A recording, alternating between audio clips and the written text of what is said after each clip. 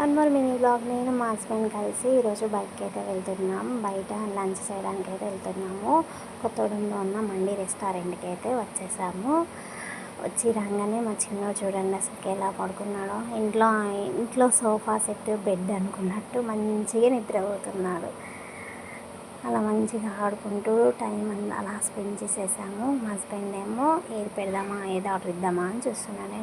నేను మా చిన్నోడైతే మంచిగా కాసేపు ప్లేయింగ్ చేసాము.